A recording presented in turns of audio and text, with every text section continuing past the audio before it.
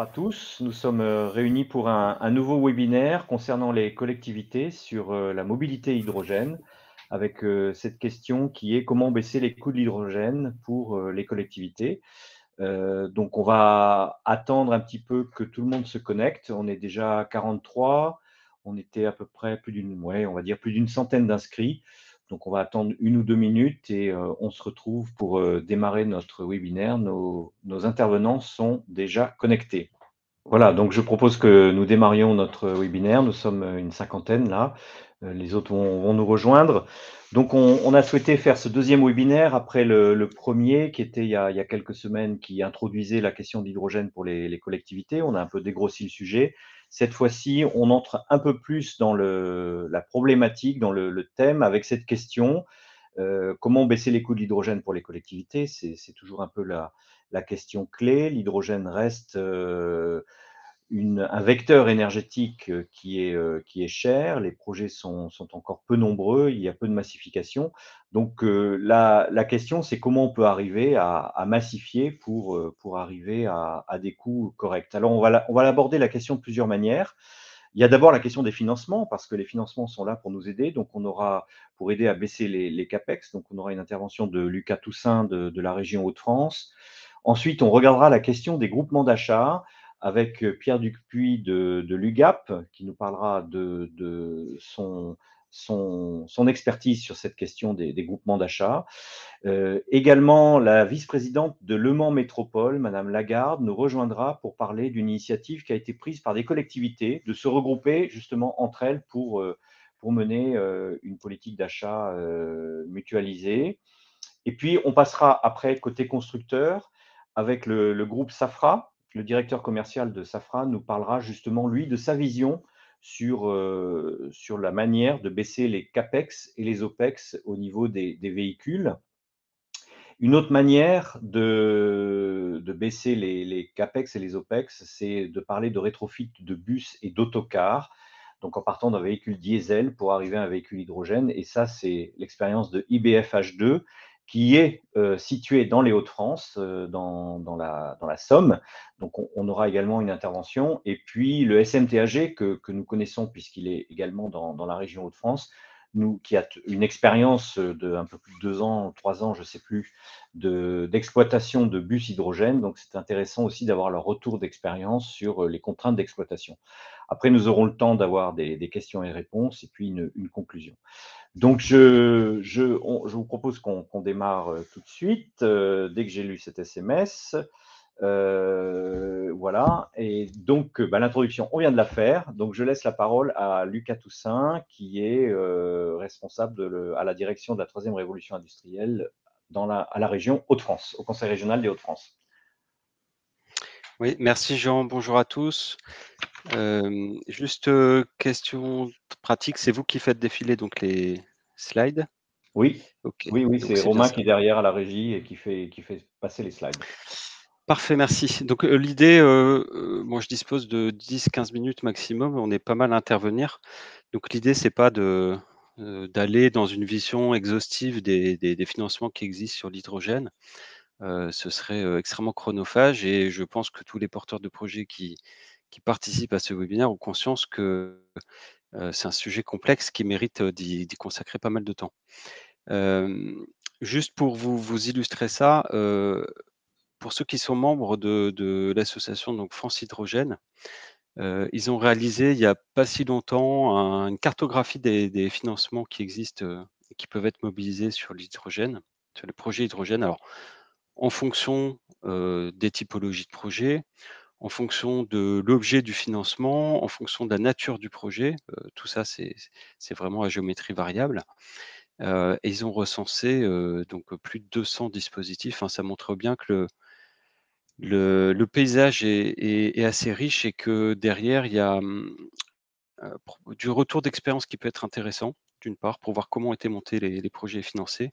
Deuxièmement, qu'il y a, je le pense, une ingénierie aussi financière pour identifier les financements pertinents et à mettre en place suffisamment en amont, en tout cas au bon moment dans les projets. Moi, mon propos, c'est pas d'aller dans cette, exhaustivité, c'est plutôt de spécifier ce que vous voyez sur cette, diapo, ce qui me semble être les principaux dispositifs à la maille nationale et européenne. Je parlerai aussi de ce qui existe en région, qui me semble à retenir pour les projets hydrogène. Alors si vous voyez sur ce schéma, j'ai essayé heu, alors c'est forcément, heu, imprécis, insuffisamment détaillé et soumis à contradiction. Donc, s'il vous plaît, réagissez dans les chats, n'hésitez pas. On est là vraiment pour dialoguer, échanger. Hem, En termes d'informations que je voulais apporter sur ce mécanisme, sur cette diapo, pardon, vous avez en bleu les dispositifs au niveau, national, et vous avez en vert les dispositifs que j'ai référencés au niveau européen. Et j'ai essayé de montrer dans quelle mesure ça couvrait tout ou partie de la chaîne de valeur de l'hydrogène, sachant que les projets hydrogène, on va dire dans leur typologie la plus répandue, intègrent à la fois un élément de production d'hydrogène, donc principalement des électrolyseurs, les stations de distribution, et ensuite évidemment l'acquisition de véhicules hydrogène, en tout cas pour, une grande partie des projets, dans lequel interviennent des collectivités. Hem Pour autant, tous les dispositifs n'interviennent pas, sur tous les objets. En prenant l'exemple du bonus écologique, véhicule lourd, qui a été introduit donc par l'État il y a, je crois ça doit faire plus d'un an maintenant. Donc on voit bien qu'il intervient sur, un seul objet. D'autres comme l'ADEME, hein, qui est de ma perception, l'outil de financement principal en subvention des projets hydrogène aujourd'hui, en France. Heu, L'ADEME a la capacité donc d'intervenir sur, les écosystèmes, donc intégrant à la fois les sites de production, les stations et les véhicules. Heu, Au niveau européen, alors on peut voir qu'il y en a il y a pas mal de dispositifs qui peuvent être, intéressants. Hem, Si je vais de haut en bas, le mécanisme pour l'interconnexion en Europe, donc le MIE, qui est pas mal connu de porteurs de projets hydrogène, a pour, objectif de financer le déploiement d'infrastructures, au sens infrastructure européenne, à la maille, donc à la maille de l'Europe. Ça peut être des infrastructures de transport ou d'énergie, et là, en l'occurrence, un appel à projets heu, a été lancé, récemment sur, appelé donc Facilité pour les carburants alternatifs. Vous voyez bien ce que j'ai représenté, c'est qu'il intervient sur les stations de distribution, à la différence de son prédécesseur qui pouvait intervenir aussi sur, l'acquisition des véhicules. Le CEF a été, utilisé par, plusieurs projets développés en France, hein, en mécanisme de subvention donc complémentaire, étant entendu que c'est un fonds européen qui peut se marier avec un fonds, avec les fonds de l'ADEME. Hem Là, on est bien dans une logique de déploiement. Je pense que c'est bien à garder en tête, hein. Le MIE est intéressant, pour ça. C'est-à-dire qu'on est, sur des opérations qui ont déjà eu lieu, qui sont, commercialement, matures, et dont l'objet, c'est de massifier. Si on passe sur les autres, dispositifs européens, on voit qu'ils sont, plus proches de nature d'opérations qu'on peut qualifier en fait de démonstrateurs, de pilotes, de premières, étant entendu qu'on est sur des fonds qui ont plutôt vocation à financer de l'innovation et de la démonstration. Alors, c'est l'objet de l'AIF, d'Horizon Europe et du Clean Hydrogen. Heu, c'est un peu moins la finalité du FEDER. Pour autant, le FEDER, donc on est en cours de finalisation de l'écriture du programme opérationnel. Sur l'hydrogène, on sait qu'il pourra intervenir sur des stations ouvertes au public, plutôt pour les transports publics. Il y a quand même un certain nombre de nouvelles contraintes qui nous ont été imposées avec le FEDER, et qui font que de les possibilités de le mobiliser sur des projets hydrogène, pour le compte de collectivités ou des partenaires industriels associés, sont pas évidentes.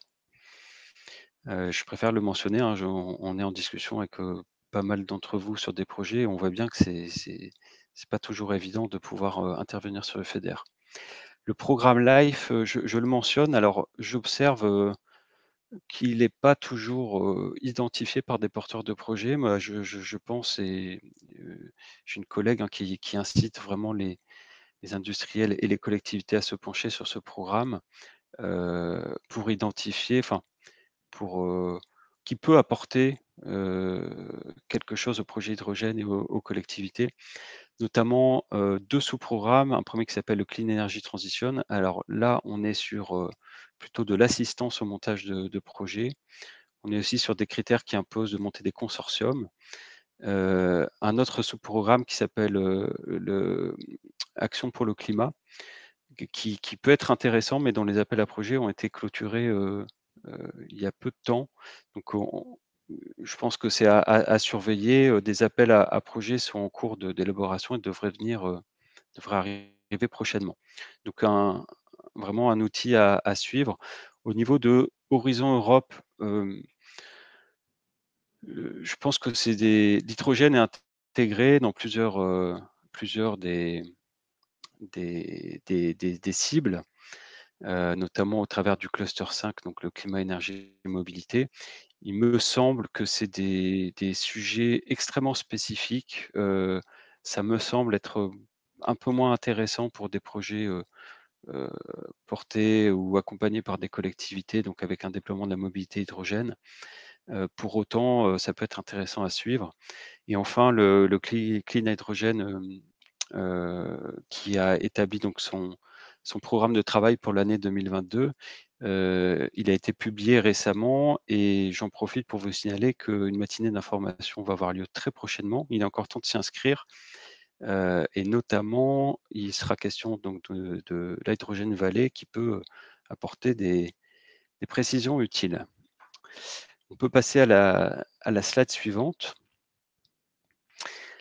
Alors et au niveau régional, on voit que l'articulation entre le niveau européen, le niveau national, et ensuite le niveau régional peut, parfois être pertinent, pas toujours simple, mais en tout cas il peut s'envisager. Et au niveau des Hauts-de-France, on a un outil pour intervenir en capital dans les sociétés de projet, qui s'appelle la SEM Énergie. Je sais que d'autres CEM ont pu être créés par, des collectivités sur d'autres territoires. Je pense notamment à la Fédération départementale de l'énergie. Donc, n'hésitez pas aussi à vous renseigner sur, l'intérêt qu'elles peuvent porter à des projets hydrogène, quand elles existent au niveau local. Et au niveau de notre intervention en subvention, on a un fonds qui s'appelle le Fonds régional d'amplification de la troisième révolution industrielle. Alors qui, par rapport à la slide précédente, a l'avantage de ne pas proposer de contraintes fortes sur la nature des investissements, c'est-à-dire qu'on peut, intervenir de manière assez large. Mais par contre qui, d'un point de vue dimension, et enveloppe financière disponible est quand même relativement limité, hein, très clairement par rapport aux besoins financiers qui nous sont exprimés sur les projets hydrogènes, heu, il aura pas la possibilité d'intervenir, sur tout et il reste assez modeste, hein. Donc, le niveau national et le niveau européen, me semble quand même assez, intéressant, à identifier dans vos solutions de financement. Sur la diapo suivante, s'il vous merci. Donc on est sur une diversité de dispositifs qui est importante, qui sont pas toujours faciles à articuler les uns avec les autres. Il y a certaines subtilités, là j'en ai mentionné 2, hein, il peut y en avoir d'autres. Plusieurs fonds européens ne peuvent pas intervenir simultanément sur une même assiette de dépenses au sein d'un projet, ce qui veut dire que vous ne pourrez pas, présenter votre projet et les dépenses associées sur, à la fois le FEDER, un fonds européen sectoriel, et d'autres. Donc on va dire, il y a une stratégie à établir, plutôt en amont pour, savoir quel est le dispositif le plus intéressant et ne pas multiplier des candidatures qui pourraient se parasiter les unes aux autres. Le FEDER, je le rappelle, hein, est pas un fonds régional. Il faut bien vérifier la provenance des fonds. Donc, heu, la région et autorité de gestion, c'est un fonds, d'origine, un fonds européen. À l'heure où on a un plan de relance assez colossal, il est important aussi de vérifier la provenance des fonds qui peuvent être utilisés sur des appels à projets nationaux, par exemple. Pour les appels à projets hydrogène de l'ADEME, je crois savoir que leur provenance est bien au niveau national et donc ils peuvent être mariés avec un fonds européen. Pour d'autres appels à projets à vérifier, hein, ça me semble important. Et deuxième règle, donc le cumul de différentes aides publiques, notamment les dispositifs qu'on gère, hein, au niveau des régions, au niveau de la France, doivent respecter la réglementation des aides d'État et des plafonds maximum. Ça veut dire que, heu, le plusieurs sollicitations sur un même projet, ne vont pas forcément se traduire par, un taux de financement qui va s'ajouter, les uns aux autres. Heu, voilà, donc bien discuter avec le premier financeur pour voir s'il y a intérêt ou non d'aller en chercher, d'autres, à la suite. Slide suivante. Oui, alors on est aussi sur des dispositifs, je pense que vous en avez conscience, mais qui sont en cours d'évolution, notamment dans cette période où on est en train de construire, les nouveaux programmes. C'est le cas pour le FEDER, c'est le cas pour d'autres programmes sectoriels au niveau européen. Donc malheureusement, on est encore dans des périodes de flou qui existent. Les futurs appels à projets hydrogène de l'ADEME, pour lequel, il semblerait qu'il y ait des perspectives plutôt positives. Il n'empêche que pour l'instant, il n'y a pas de cahier des charges et rien n'a été annoncé. Donc voilà, on est dans un entre-deux qui est parfois un peu difficile, mais dont on espère qu'on y verra plus clair assez vite. Et dernier point, n'hésitez pas aussi à revenir vers nous ou vers les réseaux qui sont en capacité de vous aider à identifier les meilleurs programmes de financement. Alors, ça existe au niveau de la région, ça existe au niveau de Hauts-de-France, HDFiD, des PCN, donc des points de contact nationaux qui font les relais des programmes sectoriels au niveau européen. Ça existe aussi auprès de structures comme le pôle énergie pour, l'accompagnement, l'appui, la rédaction au montage des projets. Donc, n'hésitez pas à nous solliciter sur ces sujets. Et puis, évidemment, alors ça n'est juste, c'est juste pour annoncer, les interventions qui vont suivre, mais, au-delà de l'aspect financier, il y a évidemment d'autres leviers pour faire baisser, donc le coût total de possession, des véhicules hydrogène pour les collectivités. Les dispositifs de soutien à la production d'hydrogène, donc qui est en cours de rédaction par l'État.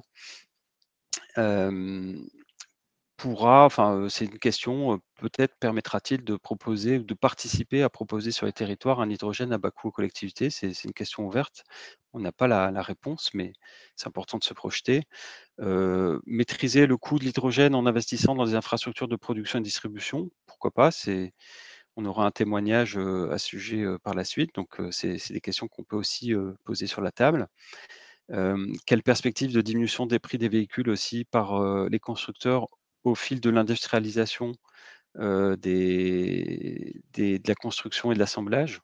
Heu, les possibilités de massifier, de faire baisser les coûts en passant par la commande publique et puis donc le rétrofit, voire même, j'ajoute, les autres choix énergétiques, hein, regarder aussi les perspectives sur le tout électrique, le biogène V et cetera, c'est important pour faire les meilleurs choix par rapport, à ces contraintes d'exploitation.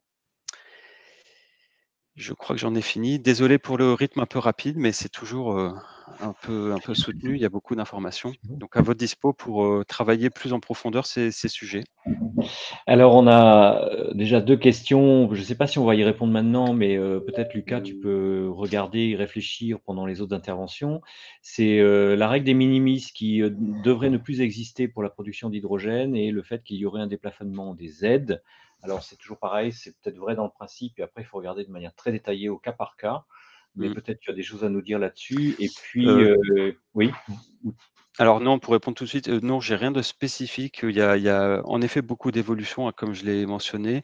Il y a des règlements qui sont en cours au niveau de l'Europe, des nouveaux règlements qu'on va pouvoir mobiliser pour, l'hydrogène, notamment pour les stations.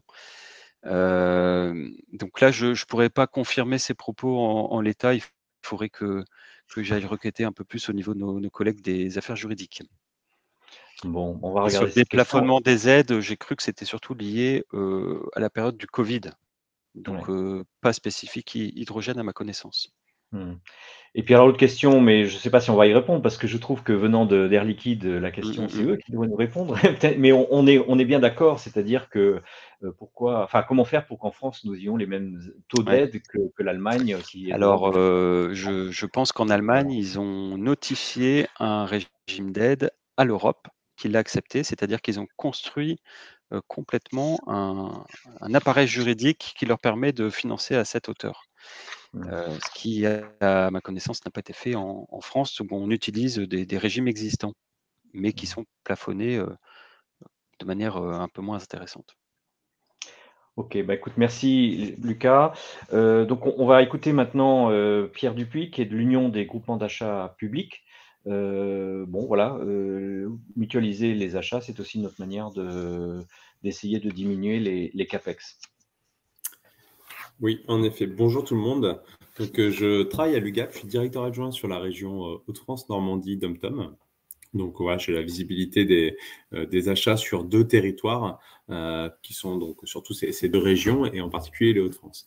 L'UGAP, c'est une centrale d'achat nationale qui aujourd'hui est un EPIC, le statut de l'EPIC qui est placé sous des tutelles que sont celles historiquement du ministère de l'Éducation nationale. Notre mission, c'était d'équiper les écoles et surtout maintenant sous la tutelle du ministère de l'Action des comptes publics, donc de Bercy, qui nous suit, qui nous pilote et qui statue un petit peu au travers de notre convention pluriannuelle d'objectifs les différents axes de travail sur lesquels on est amené à intervenir.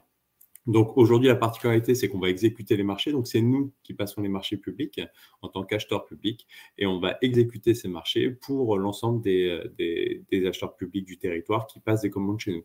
Donc pour simplifier, en fait, vous pouvez juste commander à l'UGAP en passant une commande sans autre modalité d'intervention, que ce soit pour des ramettes de papier ou pour un bus à hydrogène.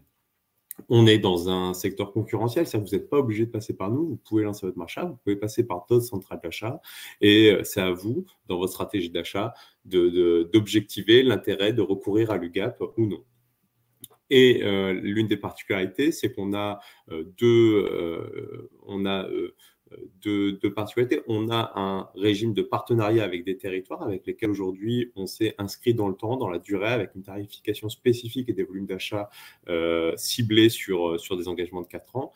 Et en parallèle de ça, on a aussi une stratégie sur tout ce qui est politique public et RSE, sur lequel on travaille sur les enjeux de transition écologique, d'inclusion sociale, de développement économique des territoires, avec la détection des entreprises sur les territoires, des PME, et tout en maintenant cet objectif initial qui était la performance de l'achat, d'essayer d'avoir les meilleurs prix d'achat et de les restituer à nos clients.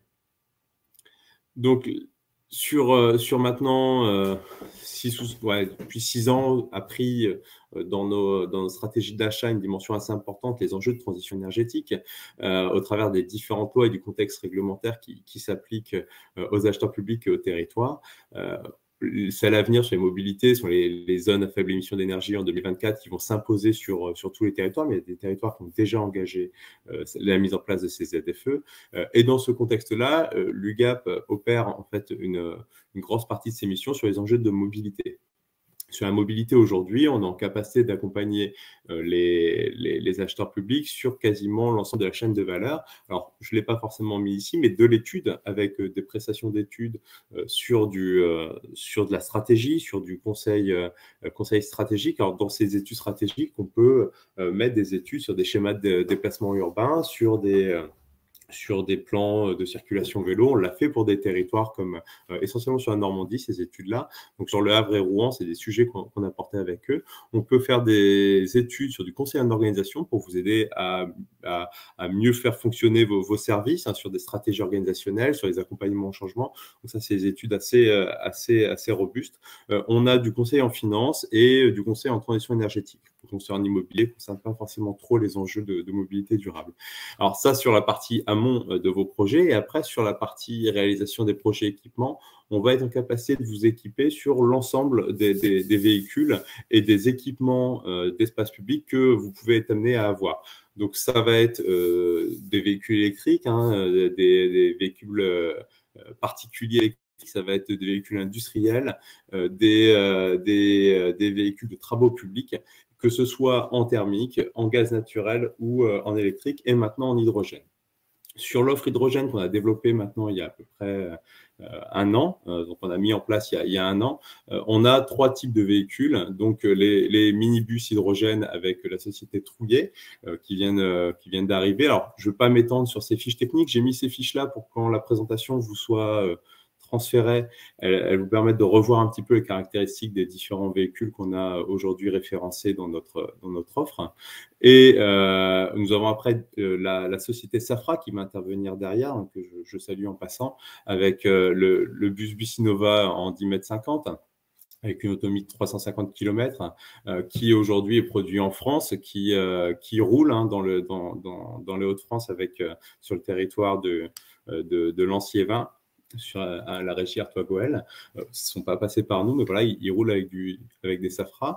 Nous avons aussi la société Van Oel, une société belge, qui a un bus chez nous en 12 mètres et un bus en 18 mètres, qui vient de rentrer en référencement là, il y a quelques semaines et qui est dorénavant disponible. Donc, c'est vraiment sur l'hydrogène une palette de bus qui va du minibus au 18 mètres complète aujourd'hui qu'on a à proposer aux clients publics. La particularité de l'UGAP, c'est qu'aujourd'hui, quand on fait un projet de bus, les bus en 12 mètres, on en a fait avec Rouen Métropole l'année dernière, c'est qu'on va travailler le projet avec le fournisseur. C'est-à-dire qu'il y a un bus qui est une définition standard qui est référencée à un prix public. Certains clients vont avoir un prix spécifique en fonction de leurs engagements d'achat dans le temps. Et on va travailler les prix d'achat en fonction des volumes d'achat. C'est-à-dire qu'on va avoir, dans certains cas, des prix promos qui vont s'activer. On va pouvoir optimiser ces prix d'achat de façon à vous restituer ces gains d'achat lorsque vous achetez au travers de l'UGAP. Donc, les prix publics, c'est une chose. Et après, il y a des prix qui sont travaillés au projet avec les fournisseurs. L'objectif aujourd'hui de ce qu'on essaye de mettre en place sur la région Hauts-de-France, c'est qu'on fait le constat qu'il y a des territoires qui ont des volumes d'achat de bus hydrogène assez importants dans les années à venir, que ce soit surtout au niveau des communautés urbaines et des métropoles du territoire, et que ces volumes-là ont un effet d'attractivité pour les fournisseurs qui nous permettent d'améliorer nos conditions d'achat auprès de ces fournisseurs.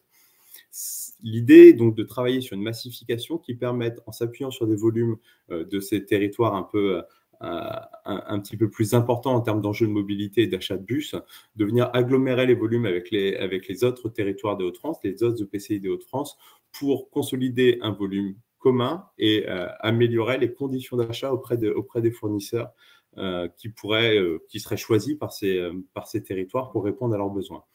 Donc, l'objectif, c'est d'améliorer ces prix d'acquisition. La problématique principale dans ces objets de mutualisation, et on le remarque quand on travaille avec les syndicats départementaux d'incendie et secours sur des camions de pompiers qu'on doit mutualiser, on sait faire, on a une expertise dans cette mutualisation, dans le fait de faire discuter des acteurs publics entre eux pour définir un objet commun de mutualisation. C'est un chemin qui est loin d'être évident. Quand derrière, vous devez en plus lancer un marché commun, vous avez derrière le fait de se mettre d'accord sur les pièces du marché que vous n'avez pas dans un recours UGAP. Il ne reste que la définition commune technique, c'est déjà un bel os à ronger en termes de travail et de mutualisation. Donc, c'est de définir un objet, un véhicule commun, en tout cas dont une base à 95% est commune. Il peut rester des options de personnalisation possibles, essentiellement cosmétiques dans le cadre d'une mutualisation comme ça, afin d'adresser une volumétrie sur une période de temps donnée auprès des fournisseurs pour négocier un prix promo. Ce prix promo, derrière, l'ensemble des partenaires de cette mutualisation en bénéficieront directement. On travaille avec la région des Hauts-de-France à cette mutualisation pour permettre aux territoires qui auraient l'achat que de quelques bus hydrogène dans les années à venir de bénéficier des prix aussi attractifs que ceux que pourrait avoir la métropole européenne de Lille avec l'UGAP ou tout seul. Notre objectif est bien de vous garantir le même prix d'achat en direct avec l'UGAP qu'en direct avec le fournisseur.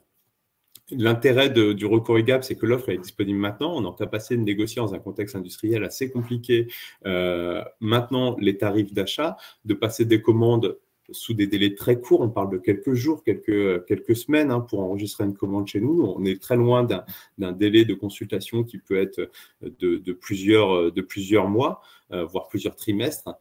Au moment où vous passez la commande, on connaît les devis industriels qui sont relativement sûrs. C'est-à-dire qu'aujourd'hui, nos fournisseurs en TCP, jusqu'à très récemment, étaient capables de dire, voilà, nous, on est en capacité de produire les bus qu'on prend aujourd'hui en novembre 2022. Je ne sais pas dire, dans le contexte actuel, en fin d'année 2022, quels seront les délais de production de mes fournisseurs. Donc, quels sont aussi les délais que vous pourriez avoir sur un marché public. On a l'ensemble des options fournisseurs disponibles, peut-être quelques cas particuliers. C'est-à-dire que globalement, vous avez la possibilité avec l'UGAP de choisir un fournisseur, de travailler avec lui sur le véhicule qui correspond à votre besoin et d'en définir ses caractéristiques. Et ça, on peut le faire de façon mutualisée pour en faire profiter l'ensemble des acheteurs publics des Hauts-de-France qui rentreraient dans cette mutualisation portée avec le Conseil régional des Hauts-de-France et la mission REF3. J'en ai fini, j'ai essayé de faire rapide, respecter les informations. Si vous voulez accéder à ces informations, je vous ai mis un petit lien aussi sur le site internet de l'UGAP. Dans l'onglet véhicules, transport en commun, vous avez l'ensemble des véhicules disponibles dans notre offre. Donc voilà, que ce soit les bus à hydrogène, mais aussi tous les autres véhicules disponibles à l'UGAP. Voilà. Merci beaucoup. Alors moi j'avais une question. Est-ce que les contrats de maintenance font partie aussi des prestations que vous pouvez offrir de manière Oui, on a ajouté les contrats de maintenance à nos offres d'achat de véhicules qui permettent sur plusieurs années en effet d'avoir la maintenance intégrée à l'achat du véhicule. D'accord. Et quel degré, je ne sais pas si on peut parler comme ça, mais de customisation on peut avoir bon, à partir d'une offre qui est forcément standard si elle est mutualisée? Aujourd'hui, alors à quelques cas particuliers, mais aujourd'hui, on a des marchés assez souples qui nous permettent, même si certaines options n'étaient pas disponibles au début du marché, de les intégrer. Globalement, on peut quasiment avoir toutes les configurations sur un bus donné possible auprès du fournisseur. D'accord. Bon, mais je vous remercie beaucoup Juste pour information, les nouveaux marchés qu'on a lancés sur les véhicules particuliers, véhicules industriels autres que les bus, sont des marchés où de nouvelles motorisations hydrogène émergentes seront intégrées automatiquement à la demande de fournisseurs en notre offre. Donc, on a aussi cette possibilité d'ajouter à notre offre en cours de marché des véhicules à motorisation hydrogène si le fournisseur le souhaite et le demande, ou si des clients le souhaitent et le demandent. Voilà. Avec l'accord du fournisseur. Très bien. Merci beaucoup. Merci à vous. Merci à vous. Et puis peut-être il y aura des questions. Donc j'invite tout le monde à utiliser le chat pour poser des questions. On aura à la fin aussi un temps de questions-réponses. Donc si vous êtes encore avec nous, vous pourrez y répondre. Alors on a un petit peu d'avance, mais c'est très bien. Mais je pense que Madame Lagarde est là. Donc Fabienne Lagarde est vice-présidente du Mans Métropole, en charge de l'écosystème hydrogène au pôle métropolitain Le Mans-Sarthe. Et là, c'est une autre expérience de mutualisation dont vous allez nous parler. Madame Lagarde, je vous laisse la parole, si elle veut bien, si vous êtes là. C'est vrai que je lui ai dit à 40 et il est 36. Voilà.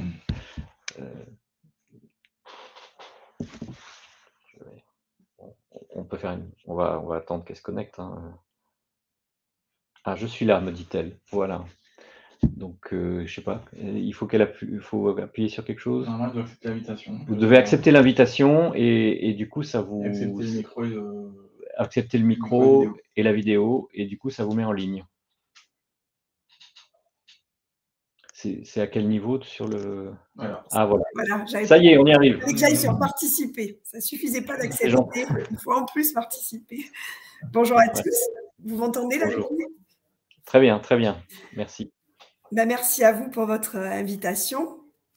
Alors, je suis un peu covidée, donc vous risquez d'être interrompu par des cannes de toux, j'en suis désolée par avance. Moi, je vais vous présenter rapidement l'écosystème que nous essayons de construire au Mans et plus largement dans la Sarthe. Donc, le Mans, on est dans les Pays de la Loire, avec une feuille de route hydrogène assez ambitieuse. Et nous, le Mans Métropole, c'est une communauté de 19 communes. Ça représente un petit peu plus de 200 000 habitants. Et en fait, cette question de l'hydrogène, on la travaille de façon un petit peu plus large au niveau du pôle métropolitain, c'est-à-dire un ensemble de 5 communautés de communes, et ça représente à peu près 340 000 habitants. Voilà, c'est pour vous poser un peu les dimensions. je vous laisse continuer. Voilà. Donc, nous, on a commencé à travailler sur l'hydrogène dès 2019, un tout petit peu avant, justement, les premiers, finalement, les appels à projet ADEME, même si c'était déjà un premier appel à projet qu'on avait eu, mais c'est pas ceux de la dernière vague, là, qui s'appelait Écosystème. Nous, on avait eu celui d'avant.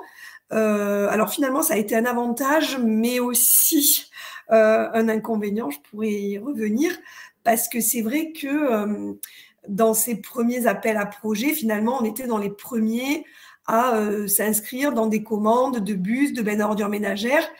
Et donc, nous, dans l'écosystème qu'on voulait construire, il s'agissait d'acheter de l'hydrogène produit en Vendée, de le faire, alors de l'hydrogène vert, hein, produit par Life à partir d'électricité éolienne. Donc de l'électrolyse, un électrolyseur qui produit l'hydrogène, qui nous le livre au Mans. Et nous, au Mans, l'idée était de convertir une partie de nos bus et de nos bennes à ordures ménagères à l'hydrogène. Donc dans ce projet, on avait budgété une dizaine de bus articulés, 18 mètres, pour des lignes qui vont être dessinées spécialement et qui vont sillonner la métropole et qu'on envisageait donc de voir rouler à partir de 2024, et 6 bennes à ordures ménagères dans le cadre d'un renouvellement, hein, que l'on souhaitait voir circuler en 2023 à partir donc de cet hydrogène à nouveau. Et donc on s'est heurté quand on a voulu commencer, donc on a eu le projet en 2019, on a commencé à réfléchir vraiment aux achats en 2021. Et là, on s'est heurté évidemment au faible nombre de propositions de véhicules qu'il y avait sur le marché. Et s'est posé la question d'une commande. Et c'est à travers des discussions avec d'autres métropoles qu'est venue finalement, qu'est sortie l'idée d'une commande groupée que nous avons lancée donc l'an dernier avec Angers et Dijon sur les bennes à ordures ménagères dans un premier temps. Et comme on était un petit peu moins pressé sur les bus articulés, on s'est laissé le temps un petit peu de voir ce qu'allait donner l'expérience de la commande groupée sur les bennes à ordures ménagères. Donc, on a commencé à travailler tout 2021 sur cette commande groupée. Donc, l'idée, c'était de ne pas acheter seulement 6 bennes à ordures ménagères, mais d'intégrer 3 achats d'Angers et 4 de Dijon. Donc, ça faisait un total de 13 véhicules, ce qui nous semblait peut-être plus favorable pour une meilleure négociation. Alors, aussi bien pour nous, évidemment, pour espérer avoir une économie d'échelle, mais aussi pour les futurs constructeurs, leur permettre, eux, de se projeter avec un volume de commandes un petit peu plus conséquent. Alors, on a fait, par exemple, pour nous aider, un des premiers constructeurs, c'est CEMAT, et on a fait d'ailleurs des premiers essais avec leur benne à eux, qui est venue, alors une benne qui est achetée par Val de Touraine, c'est une communauté de communes à côté de Tours, et qui nous a gentiment d'ailleurs prêté la benne qu'eux venaient d'acheter. Et on a fait des premiers essais, ça nous a permis un petit peu d'affiner aussi notre commande. Si je dois résumer l'expérience que l'on a sur la commande groupée, c'est quand même pas simple. C'est un exercice, j'entendais la personne qui présentait l'UGAP, effectivement c'est beaucoup moins simple là je pense, parce que ça a demandé de beaucoup travailler sur le cahier des charges. Une des grosses contraintes quand même de cette commande groupée, c'est de commander des véhicules qui se ressemblent. C'est vrai que si on veut commander, si je prends l'exemple des bus de 18 mètres pour certains, des bus de 12 pour d'autres, évidemment ça a assez peu d'intérêt de faire une commande groupée. Donc là, nous, sur les bennes à ordures ménagères, ça nous a vraiment obligé chacune des collectivités à passer beaucoup de temps à définir, à travailler notre cahier des charges, à définir finalement nos besoins. Donc là, on a réussi à se mettre d'accord finalement sur un modèle de base, on va dire, et chaque ville a déposé dans l'appel d'offres certaines spécificités. Et notre inquiétude, c'est de voir si on va vraiment avoir des candidats qui puissent répondre et sur ce volume et sur ces différentes spécificités, même si on a réussi à avoir quand même une base essentielle commune, et surtout sur des délais, parce qu'on est en train de se rendre compte qu'il nous semble que les délais sont en train quand même de s'allonger au niveau là, des constructeurs. Donc, je n'ai pas encore beaucoup de retours finalement à vous donner, parce que ça y est, là, la consultation est ouverte et on attend, on n'a pas encore eu les retours. Donc, on ne sait pas combien on aura de candidats qui pourront répondre. Est-ce que vraiment ce groupement va nous permettre de faire les économies d'échelle que l'on espère. J'ai pas vraiment de réponse encore à l'heure qu'il est. Ce que je peux vous dire, c'est que nos collectivités continuent à travailler ensemble. On est beaucoup sollicité par d'autres collectivités pour intégrer un prochain groupement d'achat si on y retravaillait, si on était obligé, manque de candidats, à le redéposer. Ça dépend de notre expérience. Et on travaille beaucoup avec la région Pays de la Loire sur ces retours d'expérience entre collectivités. Et le prochain, notamment, c'est l'occasion de faire un peu de publicité, sera dans le cadre de notre symposium hydrogène qu'on organise au Mans le 8 juin. Et là, on fera une grosse session, vraiment retour d'expérience avec là les techniciens nous, de la collectivité qui pourront vraiment faire un vrai retour d'expérience détaillé sur cette démarche d'achat groupé. Voilà, je ne sais pas si vous voulez d'autres détails. Alors juste pour finir, peut-être notre écosystème territorial de façon un peu plus globale. Donc on travaille nous beaucoup sur les nouvelles mobilités. Pour nous, l'hydrogène, c'est vraiment décarboner nos mobilités lourdes. Donc je l'ai dit à travers les bus et les bennes à ordures ménagères. On a fait le choix d'un mix énergétique. Donc c'est vrai qu'on garde l'hydrogène vraiment pour les mobilités les plus lourdes. L'ensemble de notre flotte nous était passé au gaz naturel, donc on va rester pour l'instant pour le reste sur le gaz naturel, et sur les véhicules légers on choisit plutôt l'électrique.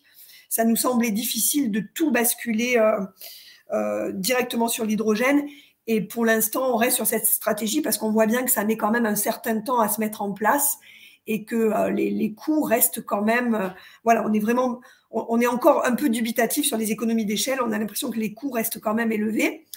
Et en parallèle, on travaille beaucoup sur la production locale. Donc, je le disais, dans le premier appel à projet que nous, on a eu, pour l'instant, on achète de l'hydrogène. Et jusqu'en 2025, on achètera de l'hydrogène qui vient de Vendée. Mais on travaille aussi sur une implantation de production locale, nous, d'hydrogène pour après 2025. Et on essaie aussi de travailler autour de mise en place de formations, d'activités de recherche avec notre université pour essayer de favoriser aussi de l'innovation locale. Donc voilà, ça c'est pour présenter un petit peu plus globalement notre démarche. Voilà, je ne sais pas si vous avez des questions. Alors, on va voir s'il y a des questions qui vont s'écrire. Oui, je crois qu'il y en a une. Alors, est-ce que le rétrofit des bennes peut être une solution en cas de marché infructueux sur des véhicules neufs? Alors, au départ, c'était pas une solution parce que c'était pas du tout quelque chose qu'on avait envisagé, et on était vraiment parti dans l'idée d'acheter des véhicules neufs. Notre idée politiquement était vraiment aussi d'aider finalement une filière à se structurer, une filière nouvelle à se structurer. C'est vrai qu'on entend de plus en plus parler du rétrofit. On travaille, par exemple, avec un pôle de compétitivité nous sur place qui est très bien installé, qui est en train de mener des actions et des recherches sur le rétrofit. Donc, voilà, ça va dépendre. Là, je vous dis, c'est un peu récent pour nous. Ça va dépendre des réponses qu'on va avoir. Finalement, c'est vrai qu'on en entend beaucoup parler. Et bon, ça fait peut-être partie des questions qui se reposeront. D'accord. Alors, je prends les questions à la suite. C'est pas mal de répondre tout de suite, hein. Pour les bennes à ordures ménagères, pourquoi avoir fait le choix de l'hydrogène versus gaz naturel? Et je pense que derrière, il y a la question du biogaz. J'imagine que c'est ça qui était... Oui, ben voilà. Alors, via gaz naturel, bon, on entend bien là sur le gaz naturel. Bon, en ce moment, oui, en plus, c'est assez. Donc, on est quand même assez content de tester l'hydrogène. On n'a pas voulu tout basculer, c'est ce que je disais, parce qu'on sent bien quand même que c'est encore risqué. Et que tout basculer, ça nous semblait compliqué. Alors en plus, nous, on est dans une démarche de renouvellement. Si vous voulez, notre renouvellement, il est organisé sur du pluriannuel. Donc, on n'a pas voulu renouveler pour renouveler, hein. Donc là, on renouvelle des véhicules que de toute façon, on devait renouveler. Donc, la question se reposera pour les prochains renouvellements. On aimerait aller vers le biogaz aussi. Voilà, on essaie, nous, d'expérimenter. On est vraiment dans cette démarche plutôt du mix. Je crois que c'est très difficile de dire à 10 ou 15 ans quel sera finalement le meilleur carburant. On essaie de limiter à tout prix les émissions, les GES, les gaz à effet de serre. Donc là-dessus, l'hydrogène, évidemment, est très intéressant. Bon, maintenant, voilà, on va faire par étapes. On attend vraiment à chaque étape, on redécidera. Nous, le gaz naturel, on est satisfait. Hein. C'est vrai qu'on a des coûts d'exploitation qui sont plus faibles que le diesel. Ça a permis quand même d'éliminer toute la pollution liée aux émissions de particules, etc. Donc, on ne va pas tout rebasculer immédiatement. On décide vraiment de travailler en étapes, en plusieurs étapes. Et c'est vrai qu'on réfléchit au biogaz. D'accord. Alors, une dernière question sur les stations. Voilà, les contraintes de sécurité rencontrées sur les stations de recharge. Est-ce qu'il y a des blocages pour trouver des terrains ou installer la station? Et moi, je rajouterais un point, c'est que d'après ce que j'ai compris, les stations ne faisaient pas partie de l'appel d'offres. Et vous auriez pu aussi l'élargir. Est-ce que c'était une volonté derrière? Alors, si, dans le premier appel d'offres, il y a une station. Hein. D'ailleurs, on a une station qui est déjà en place, qui nous permet. On a un bus déjà qui circule, nous, à hydrogène, hein, qui est arrivé avant les autres. Et qui donc est rechargé à la station que l'on a actuellement. C'est compliqué cette histoire de station parce que pareil, si on essaie de se projeter, on a quasiment besoin nous d'une station tout compte fait, rien que pour les véhicules métropole quand on les aura tous, c'est-à-dire les 10 bus et 11 bus du coup et les 6 bennes à ordures ménagères. En même temps, nous on essaie de construire un écosystème où on commence à embarquer aussi des industriels avec nous et eux évidemment auront aussi besoin d'un accès station. Donc, ça veut dire une station qui devrait à la fois permettre un accès aux services de la métropole, mais aussi à des privés. Là, on a un bureau d'études en ce moment qui est en train de travailler avec nous sur l'implantation de la future station. Et alors, sur les questions de sécurité, peut-être un mot rapide sur les questions de sécurité et les terrains. Alors, les terrains, vous avez en partie répondu, mais les contraintes de sécurité sur les stations? Pareil, là, on est en pleine. En ce moment, on a un bureau d'études vraiment qui travaille là-dessus et qui, justement, nous aide. C'est cette question, justement. Est-ce qu'on peut laisser des privés, c'est des questions de sécurité aussi, hein, venir recharger dans une station qui est essentiellement pour la métropole? Enfin, oui, ça fait partie des questions. Oui, alors en plus, les stockages d'hydrogène, les déclarations, ça commence très bas, hein, de mémoire, c'est 100 kilos, mais quelqu'un va me le dire parce que je suis sûr qu'il y en a qui le savent mieux que moi, mais c'est très bas, donc forcément, c'est une contrainte importante. Oui, tout à fait. Mais écoutez, merci beaucoup, Madame Lagarde, Merci à vous. d'être venue du Mans pour parler aux Hauts-de-France. Voilà, c'est l'interrégionalité et c'est aussi peut-être le biais des délégations régionales de France Hydrogène, puisque vous êtes déléguée régionale aussi, c'est ça, hein, adjointe, oui, c'est ça. Adjointe, voilà. Bon, très bien. Ben, écoutez, on va s'intéresser maintenant à Safra. Alors, je remercie beaucoup Monsieur Balviès parce que voilà, ça s'est fait hier soir. On a mis du temps mais ça s'est fait, voilà. Oui, alors voilà, on a 100 kilos de déclaration pour les autorisations. Oui, c'est bien ça. Voilà, je vous laisse développer, Monsieur Balviès, comment Safra aussi contribue à la diminution des CAPEX et des OPEX côté bus neuf. Ok, bonjour à tous. Je voulais juste me confirmer que vous m'entendez correctement. Oui, c'est un peu sourd, mais n'hésitez pas à être proche du micro si vous pouvez. Écoutez, je me rapproche, c'est parfait, et n'hésitez pas à me dire. Alors, comment Safra agit dessus? C'est une équation qui est somme toute relativement complexe, qui va dans la bonne direction, parce qu'évidemment, on est sur une fiabilisation. Alors, comme j'ai essayé de tout synthétiser sur un slide, mais la filière hydrogène, globalement, et on le voit, et ça s'accélère de chaque jour, chaque semaine, elle est en train de passer un cap. Donc ça, c'est bien, c'est porteur. Tout va dans le bon sens. Ça veut dire que nous, constructeurs, également, on va passer un cap. Comment on va diminuer les coûts de possession? L'entreprise sépare deux choses. On a aujourd'hui, et on le sait, une première génération de véhicules, 23 véhicules qui sont en exploitation depuis 2018, ce qui reste pour un constructeur automobile relativement peu de véhicules sur cette période-là, mais un fort apprentissage. Première chose pour nous, pour diminuer les coûts de possession, c'est une démarche qu'on a entamée il y a quelques semaines, hein, c'est relativement récent, mais il fallait du temps, du backup, de l'analyse. C'est une fiabilisation du parc existant. C'est-à-dire qu'on a appris, on a compris la chaîne de traction. C'est des véhicules produits il y a quelques temps avec des composants qui deviennent aujourd'hui des composants série. Donc on a appris, et première étape, on va fiabiliser, diminuer les coûts de possession du parc existant. C'est des choses qu'on va communiquer, qu'on a commencé d'expliquer à nos clients et qu'on va mettre en œuvre, qu'on a commencé de mettre en œuvre il y a une quinzaine de jours. Première étape, traiter le parc existant. Deuxième étape, c'est agir sur quelle est l'équation idéale pour diminuer ses coûts de possession. Notre vision, si on compare un petit peu, évidemment, dans notre métier, sur ce qui se passe sur du diesel ou du GNV, qui sont des filières qui sont éprouvées, il faut fiabiliser et utiliser le retour d'expérience. Donc, analyser toutes les modes de défaillance, le comportement des véhicules, en gardant en tête que même si aujourd'hui la filière hydrogène, elle est en train de se fiabiliser. Aujourd'hui, le parc, c'est 21 000 autobus en France, 21 000 et quelques, on va dire 21 000 autobus en France. C'est à ce jour, même si ça va augmenter sur cette fin d'année, 30 véhicules en exploitation hydrogène. Donc on voit cet écart-là. Donc on apprend, les constructeurs apprennent vite. On a une petite structure, on apprend plutôt très vite, mais il faut apprendre. Deuxième élément qui est important, très clairement, c'est la standardisation. Standardisation des véhicules, pour nous constructeurs, ça va passer par une nouvelle génération de véhicules. Qui dit standardisation, dit agréger des fonctions qui sont aujourd'hui basiques et éprouvées. Le confort thermique, l'air, enfin toutes ces fonctions qui sont maîtrisées chez tous les constructeurs et par les clients, on les standardise, on utilise des réseaux après-vente de distribution. Donc on va jouer là sur le coût de possession fonction par fonction.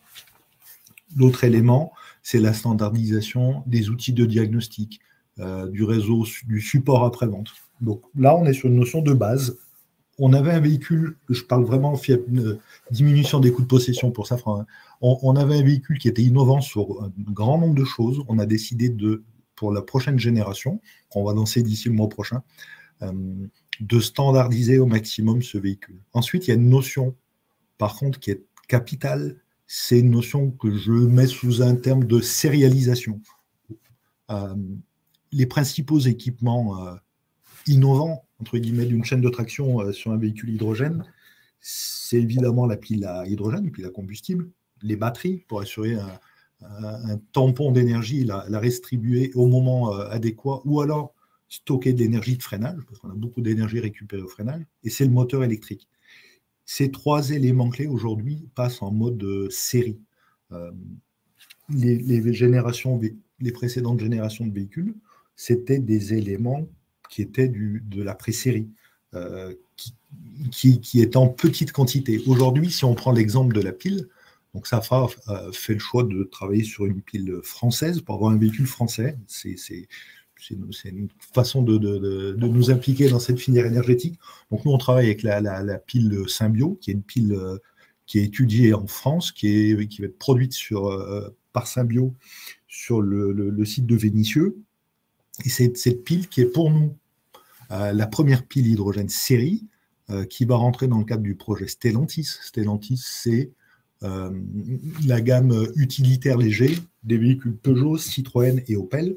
Là, on parle d'unités qui sont déjà en carnet de commande, plus de 300 véhicules. Donc là, on a vraiment un gap qui se franchit sur de l'équipement qui devient de l'équipement série. Ça, c'est très, très, très, très important. Diminuer les coûts de possession, c'est également travailler sur toute la partie maintenabilité, accessibilité au véhicule. Donc, on allait plus loin que cela n'avait été fait jusqu'à aujourd'hui sur tout ce travail de standardisation, uniformisation des outils, accompagnement à la maintenance, travail sur le maintenance prédictive, travail sur la documentation. Donc, tous ces éléments-là qui sont des éléments normaux, structurants et fondamentaux dans une filière éprouvée, et ils sont en train de se stabiliser. On parle là de choses qui sont relativement classiques pour un matériel roulant qui n'était pas ou peu ou difficilement facile à mettre en œuvre sur une filière qui se crée. Aujourd'hui, ce cap-là, il est possible, tout en gardant l'esprit, et c'est pour Safran, c'est une façon d'être responsable, puis une obligation dans tous les cas, de traiter le parc existant et de rendre disponible ce parc. Donc cette équation idéale, ce serait quoi? D'un côté, faire baisser les coûts d'acquisition, c'est la standardisation plus la sérialisation des composants, plus l'augmentation du volume de véhicules produits. Si on regarde bien, on a dit 23 véhicules électriques qui roulent depuis 2018. Aujourd'hui, on a une cible qui passe pour Safran, cible 2025, 200 véhicules produits. Alors, ça passe par du recrutement, par une nouvelle usine qui est en train d'être construite, par travailler sur les process de fabrication. Donc, c'est une montée en puissance de l'industrialisation. Mais c'est bien ces éléments, standardisation, la sérialisation des composants et l'augmentation de la quantité de véhicules produits qui vont faire descendre les coûts d'acquisition. 5 à 10%, 12%. On est vraiment là en train de passer une échelle sur le véhicule urbain hydrogène. La baisse des coûts de possession, du TCO, c'est quoi? C'est la standardisation des éléments, c'est l'analyse du retour d'expérience, c'est le travail sur la fiabilisation et la disponibilité du véhicule. Donc, on a vraiment tous ces petits éléments qui s'assemblent. Il faut être ultra réactif et plutôt, entre guillemets, smart dans l'analyse de ces données, parce que, je reviens toujours à ça, mais le nombre de véhicules est plutôt faible. On n'a pas la maturité d'une filière diesel et d'une filière électrique sur toute la partie chaîne de traction. Donc voilà, tout ce morceau-là qui est très important. Donc on standardise, on sérialise, on investit et on va diminuer les coûts d'acquisition et les coûts de possession des véhicules. Voilà, j'ai fait vite pour un sujet qui est très passionnant. J'ai essayé d'aller très vite. Tu peux nous laisser quelques temps pour des questions, avec plaisir. Alors, baisse des coûts, voyez-vous une baisse du coût des piles en euros par kilowatt? Relativement peu, malheureusement. Alors, relativement peu. J'ai, alors, de mon expérience constructeur poids lourd, je pense qu'on est en train d'assister, alors peut-être de façon un peu plus accélérée que cela n'avait été le cas sur les batteries électriques. Les batteries électriques, si on regarde bien, sur les batteries de stockage, sur la partie poids lourd électrique, elles ont pour l'instant peu descendu en termes de prix, mais augmenté en termes de performance. Ça veut dire qu'une première génération de batterie est mise en place, un coût euro, kilowattheure embarqué. Aujourd'hui, ce coût reste relativement le même, mais la fiabilité des éléments, le poids des éléments, le design mécanique, ça veut dire la taille, la capacité d'intégration sur les véhicules, a été optimisé. Ça veut dire que la prochaine étape, parce que là on a vraiment du volume, la filière électrique elle est augmentée, la prochaine étape ça va être la descente du prix au kilowattheure pour les batteries. Clairement pour les piles, on va assister à ça également.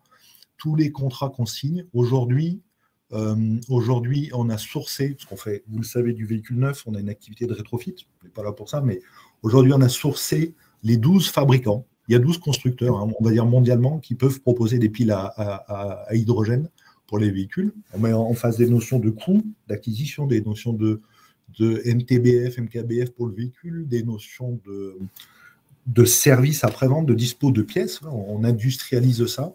On voit que oui, effectivement, la montée des volumes sur les autobus va faire descendre le prix des piles, mais face à ce type d'industriel et les investissements qu'ils font sur les chaînes de production, le marché bus, qui reste un petit marché, qui est un marché important, la mobilité au nombre de personnes transportées, il reste encore un petit acteur. Donc le prix va descendre des piles, mais il va falloir que nous tous, constructeurs, on pousse, et vraiment on va y arriver, mais ce n'est pas immédiat.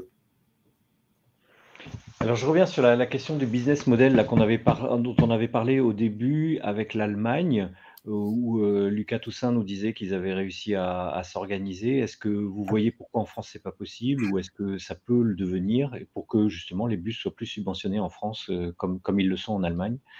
Est-ce que vous avez une vision là-dessus, ou peut-être pas Alors, si, j'ai une vision qui est, on va dire, partielle et peut-être pas suffisamment complète pour que je puisse vous donner, mais c'est vrai qu'on travaille au sein de France Hydrogène, vraiment l'échange sur ça.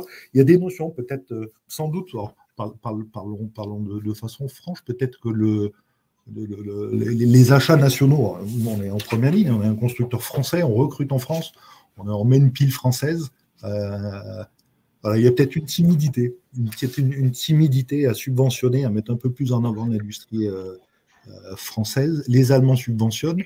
Oui, le taux de subvention, si on regarde sur les véhicules, il est plus important. Les véhicules français vendus en Allemagne, il est relativement faible tout de même. Donc, complexe. Mais Si on regarde, alors il y a les aides nationales, il y a quand même des aides régionales. Pour nous, l'usine et notre site est en Occitanie, mais évidemment, on rayonne, on a des dossiers sur la France. On voit je vois sur l'Occitanie, il y a dès qu'on parle de mutualisation, parce qu'il y a la problématique du coût de production d'hydrogène, le nombre de kilos d'hydrogène produit, si on met de l'utilitaire léger, du camion, de la benne à ordures et du bus, on est vraiment là sur ces notions qui vont faire qu'on aura sans doute un peu plus de subventions dans la filière. Il va falloir porter ce discours. D'accord. Alors, on va écouter IBFH2 et on reviendra sans doute après. Bon, je vois qu'il y avait une question justement sur le neuf et le rétrofit, et puis c'est le sujet d'IBFH2. Donc, je vais laisser Alexis Rambaud déployer sa présentation. IBFH2 est une entreprise, il faut le dire, dans les Hauts-de-France, dans la Somme. Voilà. Donc, alors je vous laisse dire le village parce que je ne me souviens plus, mais c'est un tout petit village de la Somme. Et bon, voilà, je vous laisse raconter l'histoire d'IBFH2. Bonjour à tous. Merci beaucoup pour cette invitation. Du coup, IBFH2, nous sommes situés à Angers-en-Santerre, à l'est d'Amiens, sur la route Amiens-Roy qui rejoint l'autoroute A1. Nous sommes à une dizaine de minutes de la A1 et à une vingtaine de minutes de Amiens, pour resituer un petit peu. Donc, IBFH2 se lance dans le rétrofit, a une expérience dans le TCP, dans la maintenance d'entretien. Et du coup, la première question, c'est qu'est-ce que le rétrofit? Donc aujourd'hui, le rétrofit, c'est on prend un véhicule qui a au minimum 5 ans, si on suit l'arrêté du 19 mars 2020. On prend le véhicule, on enlève la chaîne de traction. Donc toute la chaîne de traction, c'est le moteur, la boîte de vitesse et les éléments qui sont autour, qui sont entraînés par l'énergie thermique. Et on vient implanter ce qu'on appelle un kit hydrogène, un kit zéro émission, qui nous permet d'obtenir un véhicule propre. Est-ce que vous pouvez passer à la suivante, s'il vous plaît? Merci bien. Du coup, quel est le principe de fonctionnement d'un véhicule hydrogène? Je vais le rappeler brièvement. Donc, vous avez la partie hydrogène, le système hydrogène qui est composé des bouteilles et de la pile à combustible. Donc, cette partie-là va permettre de transformer l'hydrogène en énergie électrique qui va être liée à la batterie et au moteur, ou au moteur, ça dépend des technologies employées, et ce qui permet une hybridation pour une prolongation d'autonomie et ainsi de propulser le véhicule avec un moteur électrique. Si vous pouviez passer à la suivante. Donc voilà. Donc le rétrofit, si on se fie à l'arrêté du 13 mars 2020, comme je le disais tout à l'heure, c'est un véhicule de plus de 5 ans qu'on est autorisé à transformer sans accord constructeur. Malgré tout ça, le constructeur aide énormément aussi pour tout ce qui est les travaux réalisés sur le véhicule et notamment l'homologation. Donc, nous travaillons sur un Crossway, un Iveco Crossway, un véhicule de transport interurbain, et nous travaillons avec Iveco dans cette transformation. Avec le rétrofit, du coup, le fabricant du kit, nous sommes fabricants du kit IBFH2, devient responsable de toute la transformation et toute la sécurité qui est liée à cette transformation et l'apport de nouveaux éléments. Vous doutez bien que de passer du diesel à l'hydrogène, qui est un gaz qui est encore peu connu du public, met en face pas mal de confrontations. Et puis ce véhicule, une fois monté, il faut l'homologuer parce que sans homologation, nous ne pouvons pas circuler et du coup, nous ne pouvons ni vendre ni l'exploiter.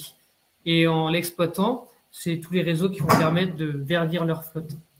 Et puis après, donc, la société qui transforme va avoir l'obligation d'avoir un agrément prototype délivré par le CNRV, le Centre national de réception de véhicules, et qui va permettre justement de lancer derrière une série de transformations rétrofit. Et ça amène à la question, qu'est-ce qu'on peut rétrofiter? Nous, en tant que rétrofiteurs, notre kit est dimensionné sur tout ce qui est véhicule lourd. Donc, véhicule lourd, on va retrouver le bus et le car, et tous les autres éléments.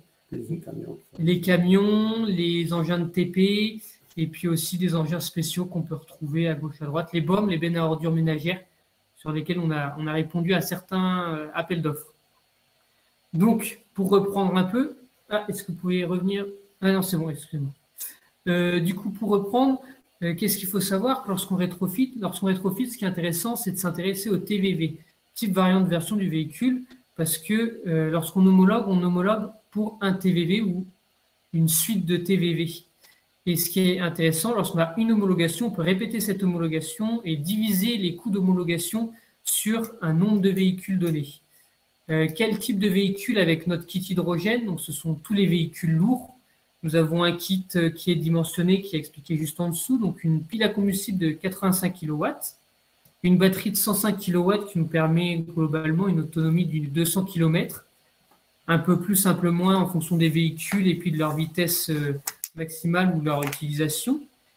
Un moteur de 300 kW, ce qui permet au vu du véhicule, donc le véhicule a été dimensionné sur une base de 20 tonnes, de mouvoir le véhicule sans être gêné par le relief et par la charge. Et puis après, les réservoirs d'hydrogène, donc on a 50 kg d'hydrogène, ce qui nous permet de prolonger l'autonomie de 5 à 600 km.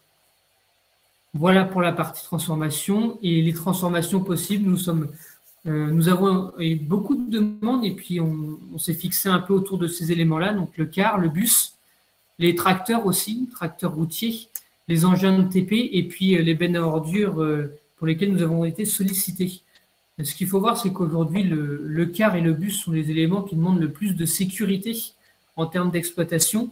La sécurité qui est liée aux chauffeurs, mais aussi à tous les utilisateurs, qu'on ne retrouve pas forcément sur tous les autres engins qui ont été cités, ce qui permet d'avoir une plus grande facilité après de passer d'un véhicule TCP à un véhicule poids lourd ou un véhicule de TP qui, eux, par contre, ne sont pas homologués sur la route. J'ai été peut-être un peu rapide sur la présentation. Est-ce que vous avez des questions peut-être? Oui, alors il y a Monsieur de Souza qui vous a rejoint, donc il pourra Oui, bonjour. Parole, bonjour. Peut-être une première question pour bien comprendre comme il faut homologuer un type de véhicule. Aujourd'hui, j'ai envie de dire sur étagère, qu'est-ce que vous avez ou qu'est-ce qui, dans un délai raisonnable, qu'est-ce qui est livrable pour quelqu'un ou une municipalité qui voudrait vous passer commande? Alors, comme je le disais tout à l'heure, ce qu'il faut voir, c'est le nombre de véhicules derrière qui peut être homologué. Oui, alors c'est ça. L'homologation est assez lourde aujourd'hui, c'est un coût de 150 000 € minimum. Donc derrière, si on n'a que 3 véhicules pour une collectivité, ça va être très très lourd à porter. Donc il faut maximiser le nombre de véhicules. Et aujourd'hui, nous sommes partis sur le Crossway. Demain, nous aurons la possibilité, nous avons même d'autres projets d'études. M. Dessouza peut-être pourra vous en parler plus précisément, sur du bus et du car. Le camion, les bennes ordures, qu'on a beaucoup de demandes sur les bennes ordures. Beaucoup de collectivités qui sont intéressées. Nous avons été sollicités notamment sur des bennes à ordures Renault pour la communauté de Dunkerque, qui a 4 bennes à ordures à rétrofiter. Donc après, c'est peut-être faire des consortiums plus étendus que sur une ville simplement, peut-être sur plusieurs villes, qui puissent permettre de mutualiser notamment les moyens utilisés et rétrofiter plus largement. D'accord. Je ne sais pas s'il y a des questions dans le chat, j'en vois pas. Oui, alors on peut reprendre cette question. La répartition neuf rétrofit, quelle est votre vision là-dessus? Et puis, bien sûr, on pourra demander aussi son avis à M. Balviez. On va parler de la répartition pour les années à venir? Oui, c'est ça. C'est-à-dire, il y a cette notion aussi que c'est un marché, je ne veux pas dire éphémère, mais on sait que c'est transitoire, ce marché de l'occasion. Oui. Moi, je pense qu'il aura une durée de 10 ans à peu près, de rétrofit, pas plus. Et M. Balviez, vous avez une vision sur la part de marché de l'un et de l'autre? Allez, remettez votre micro. Avec le son, c'est mieux. Oui, avec le son, c'est mieux. Comme le disait Fernand, oui, effectivement. Ouais, la visu sur cette période de rétrofit, on connaît pas. Et en commun, on a, nous, un projet de rétrofit, c'est un appel d'offres d'expérimentation qui est en cours pour l'Occitanie. Oui, évidemment, tout de suite. Et comme le fait Fernand, j'imagine, on refuse des commandes parce qu'il faut aller au bout de cette expérimentation. Le gap, ça va être le temps qu'arrive en masse des gammes autocars hydrogène ou des véhicules zéro émission pour une grosse autonomie. Est-ce que c'est 6, 7, 8, 10 ans peut-être max? Ouais. Sur cette techno, ce sera le max. Aujourd'hui, un projet mené à bien, c'est facilement entre 12 et 15 mois. Donc, on voit qu'à un moment, il va falloir il y aura un tronc commun qu'il faudra dupliquer, mais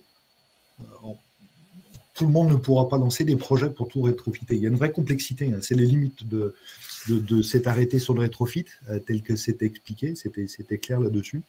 Après, véhicules neufs, là, il y avait une question sur les véhicules.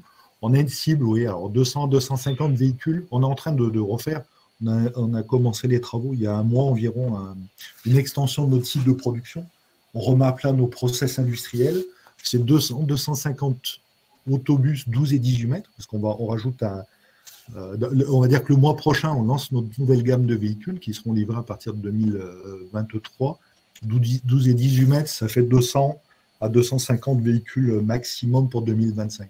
C'est ce qui semble aujourd'hui raisonnable. Ça ne veut pas dire qu'on ne voudrait pas en faire plus, mais sachons raison garder et avancer à petits pas dans cette mobilité, et c'est déjà un beau challenge pour notre entreprise.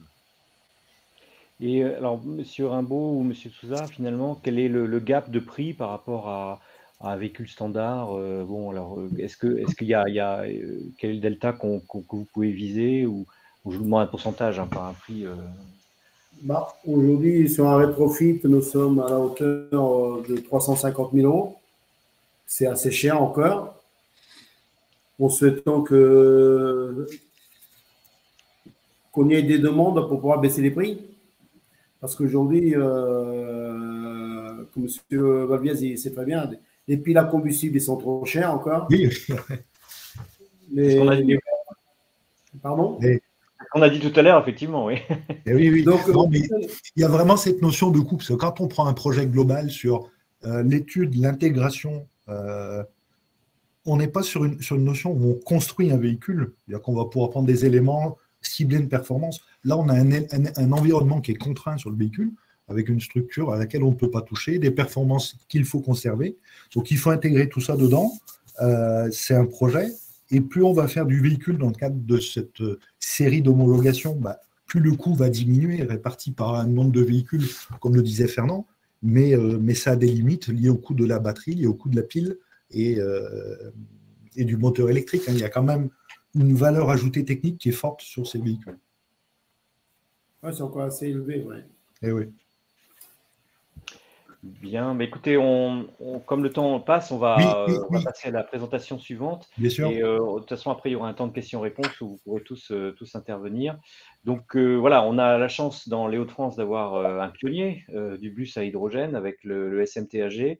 Donc Benoît Descamps, vous êtes le responsable communication que l'on interviewe souvent sur ces questions. Et là, la question précise, c'est un retour d'expérience sur les OPEX. Voilà, je vous laisse la parole. Juste le temps que la présentation charge. Alors, du coup, je vais entamer. Donc, effectivement, je vais vous représenter. Là. Effectivement, j'ai un petit peu de délai de latence. Vous avez bien l'image à l'écran? Oui. Ok, parfait. Donc, remettre dans le contexte, donc on exploite maintenant depuis novembre 2019 la première ligne de France 100% à hydrogène. Donc, cette ligne représente un peu plus de 13 km donc, qui traverse 4 communes. Pour être exploité, nous utilisons actuellement 5 bus, sachant qu'on en a acheté 6, avec un bus de réserve qui a été commandé pour parer au dysfonctionnement éventuel des 5 premiers bus. Donc, chaque véhicule fait en moyenne 70 km par an, 70 000 km par an et par bus, donc ce qui fait un total de 420 000 km effectués en théorie chaque année. Donc, nous produisons sur place notre propre hydrogène à partir d'électricité d'origine France et garantie verte. Donc, on est sur une solution complètement vertueuse. Donc, cette unité de production a été installée sur notre dépôt à Houdain, qui est un dépôt neuf qui a été construit dans le cadre de la refonte du réseau en 2019. Et cette unité de production nous assure 30 tonnes d'hydrogène produit chaque année, ce qui couvre largement les besoins actuels de notre réseau. L'idée très tôt était venue de prolonger cette ligne Bulle 6 de 5-6 km pour rallier Lillers, qui est une commune qui se situe juste après Auchel. Donc, l'emprise au sol a été laissée pour une 3e cuve de stockage, que vous voyez là, l'espace libre à côté des 2 tubes en haut de l'image. Et cette extension devrait voir le jour, si tout va bien, dans les mois à venir. Avec ce qui nécessite l'achat de 3 bus supplémentaires. Donc ça, c'était pour la configuration de l'unité de production d'hydrogène. Pour ce qui est du matériel roulant, donc comme on en a parlé tout à l'heure, on est aujourd'hui en exploitation de 6 bus Innova, donc de marque Safra. Donc aujourd'hui, ce véhicule a la particularité d'être un véhicule électrique à prolongateur d'autonomie hydrogène, ce qui permet, contrairement à un bus qui fonctionne 100% sur la pile à combustible, d'avoir une autonomie en tout électrique, là aussi pour parer d'éventuels défauts de la pile ou une mise en défaut du bus, qui permet de terminer le service sans avoir besoin de faire appel à un bus de réserve. Donc aujourd'hui, les 6 bus ont été livrés et sont sur le territoire en exploitation. Concrètement, quelles sont les contraintes liées à l'hydrogène et quand on se lance dans l'aventure, qu'est-ce que ça engendre comme contrainte majeure? Tout d'abord, c'est un atelier aux normes ATEX. Nous, cet atelier a vu le jour dans le cadre de la création d'un nouveau dépôt, donc l'ensemble des éléments liés aux normes ATEX ont été intégrés dès la construction de celui-ci. Donc, vous voyez en hauteur des verrières qui sont asservies à un système de détecteur d'hydrogène qui permet de ventiler assez facilement le dépôt. C'est un gaz très volatile, donc le simple fait d'ouvrir en toiture et d'ouvrir les portes sectionnelles permet d'évacuer les risques liés à la présence d'hydrogène dans le dépôt. Donc ça n'engendre pas de coût majeur à partir du moment où ça a été intégré. C'est surtout la hauteur sous plafond qui est important pour laisser assez de hauteur pour le pont mobile et les systèmes de ventilation liés, asservis en tout cas au détecteur d'hydrogène. Ensuite, ce qui est important aussi, c'est la formation des conducteurs, parce qu'aujourd'hui, ce sont les conducteurs qui assurent le plein en carburant des véhicules H2, comme ils le font sur les véhicules thermiques ou hybrides classiques. On n'a pas de jockey qui fait le plein, c'est chaque conducteur qui passe par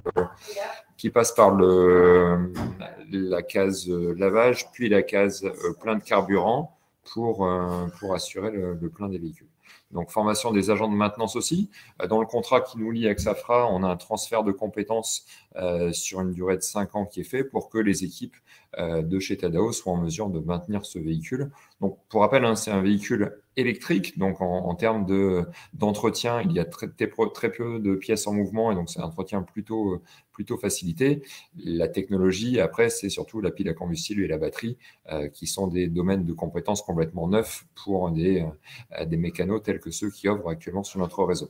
Et enfin et surtout, c'est les services de sûreté et de sécurité incendie qui doivent être formés. On a échangé énormément avec les pompiers. On a la chance d'avoir le SDIS qui est sur le trottoir d'en face, juste à côté de la station. Mais voilà, c'est tout un process qui a été mis en place pour assurer la sécurité du dépôt et des matériels qui sont entretenus dans celui-ci. Et enfin aussi, on a eu des mots de suivi des risques où tous les ans, on refait un point d'étape sur quelles sont les nouvelles normes qui ont pu voir le jour ou quels sont les impacts auxquels on n'avait pas encore pensé qu'il faudrait intégrer pour minimiser en tout cas au maximum les risques liés à l'utilisation de l'hydrogène sur un site tel que celui-ci. Pour la production d'hydrogène sur site, le gros avantage que l'on a, nous, c'est qu'en fait, on produit notre propre hydrogène sur place et qu'on est maître entièrement de la situation. Donc, on est en contrat avec GNVR, donc groupe Engie, qui utilise une pile McPhy, donc qui est aussi de technologie française. Mais donc, ça permet de maîtriser les usages. Aujourd'hui, la station est uniquement réservée au réseau de transport en commun Tadao. On n'a pas ouvert la recharge à d'autres véhicules. On avait échangé avec les agglos, mais il n'y a pas de besoin ou de commande de bennes ordures ménagères ou d'autres véhicules. Donc, on a verrouillé assez vite dans le cadre du projet le fait que ce serait une station dédiée uniquement au transport en commun. On maîtrise les coûts du H2 parce qu'aujourd'hui, que ce soit les coûts de production ou les coûts de maintenance ont été intégrés et verrouillés sur la totalité de la durée du contrat, à savoir un peu plus de 8 ans. Et aujourd'hui, on paye le kilo d'hydrogène entre 8 et 9 euros globalement, en incluant les coûts de maintenance. Donc, on est sur des tarifs plutôt attractifs, sachant que le distinguo entre maintenance et prix du carburant est de l'ordre de 3 euros. Donc, si on faisait abstraction de ce coût de maintenance, on aurait des coûts de l'hydrogène qui seraient plutôt très intéressants. Mais bon, nous, on intègre bien évidemment ces coûts dans le fonctionnement du réseau. Un petit point sur le retour d'expérience. Alors, qu'est-ce qui a bien été? Maintenant, ça fait un peu plus de 2 ans.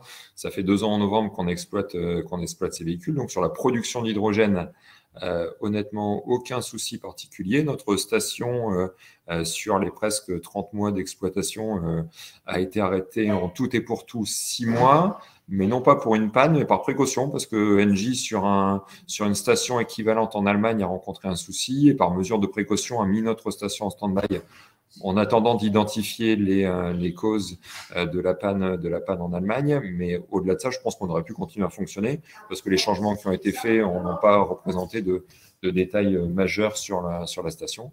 La distribution, là aussi, on se rend compte que faire le plein d'hydrogène n'est pas plus compliqué ou pas plus énergivore que le plein de gasoil tel qu'on le fait classiquement. Aujourd'hui, les conducteurs mettent entre 7 et 8 minutes pour faire l'appoint en hydrogène sur leur véhicule avant d'aller stationner ce dernier sur le parking. Donc là aussi, bonne surprise. La très bonne surprise des bus Innova tient dans leur autonomie. Le constructeur annonce 330 km hors utilisation de la batterie. Aujourd'hui, on voit que la batterie permet globalement de faire 80 km et que la consommation d'hydrogène est bien en deçà de ce qui était annoncé. Et aujourd'hui, en exploitation, on a réussi à pousser un véhicule à 500 km. Donc, on est très loin au-dessus des 330, ce qui change quand vous achetez un véhicule électrique classique, vous êtes toujours un peu déçu entre l'autonomie annoncée et l'autonomie réelle. Nous, c'était plutôt la surprise inverse. Donc, on prend et avec plaisir. Et enfin, la conduite, qui était l'autre bon point, on a une conduite qui est très différente. Un véhicule électrique, un véhicule thermique, pour celles et ceux qui ont déjà conduit une voiture électrique, la conduite est réellement différente et ça, les chauffeurs apprécient. Par contre, tout n'a pas été rose dans ce projet, loin de là. Alors, j'ai indiqué véhicule de pré-série. Je pense que pré-série est un terme un peu galvaudé. On est vraiment sur du prototype. Quand nous avons commandé les véhicules, ces derniers n'étaient pas encore homologués. Et c'est un contrat avec Safra qui... on savait où on allait. Safra nous a dit on va faire tout pour que le véhicule soit homologué et livré dans les temps. On a accepté de jouer le jeu, mais les premiers véhicules qui ont été livrés se rapprochent plus de prototypes que de véhicules même de pré-série. Et donc les problèmes qu'on a rencontrés globalement étaient liés la première année à des problèmes de communication entre la pile et le bus. L'exemple que je prends régulièrement lors de mes présentations, c'est non, un problème d'étanchéité sur un moteur d'essuie-glace à l'avant ne doit pas mettre la pile en sécurité. Il n'y a pas de danger immédiat ni pour les passagers ni pour le conducteur. En fait, la première année, on s'est évertué à régler tous ces curseurs pour avoir le meilleur compromis entre sécurité et exploitabilité du véhicule. Donc, globalement, on a mis une année à trouver les bons réglages pour faire en sorte que la pile ne se mette pas en sécurité pour des raisons qui n'ont strictement rien à voir avec la sécurité du véhicule. Le problème, c'est qu'aujourd'hui, ces véhicules ne roulent pas, on va être honnête. On travaille avec Safra sur des solutions, mais aujourd'hui, les véhicules, on a énormément de mal à les faire rouler, et non pas pour des problèmes liés à la technologie hydrogène. Je vous dis, après cette première année de réglage, la technologie hydrogène, le fait d'embarquer des 30 kg d'hydrogène, d'avoir la pile à combustible, ça fonctionne très bien. Le problème est lié spécifiquement à la fiabilité des véhicules, des problèmes d'étanchéité, des problèmes de soudure sur la structure même du véhicule. Donc des choses qui ne devraient pas arriver en théorie sur des véhicules qui sont commercialisés. Mais encore une fois, on a acheté des véhicules qui n'étaient pas encore homologués et on a essuyé les plâtres, donc en toute connaissance de cause. Alors, ça allait un peu au-delà, il y a un peu plus de poussière de plâtre que ce qu'on a imaginé. Mais aujourd'hui, si quelqu'un achète une version 2 du bus Innova, ce dernier sera fiable parce qu'il a tourné 2 ans et demi chez nous et qu'on a fait le tour de tout ce qu'il pouvait y avoir comme panne sur un véhicule. Donc, au grand dam de l'exploitant, bien sûr, où le taux de disponibilité des véhicules aujourd'hui est assez ahurissant, voire catastrophique. Mais on espère que Safra puisse nous trouver des solutions rapides pour améliorer ces chiffres. Mais voilà, aujourd'hui, l'expérience montre que la technologie est là, le concept fonctionne. Il y a juste à fiabiliser, Safra en parlait tout à l'heure, d'industrialiser les process pour avoir des véhicules qui soient dignes de ce nom et qui soient un peu plus loin du prototype que ce qu'ils sont aujourd'hui.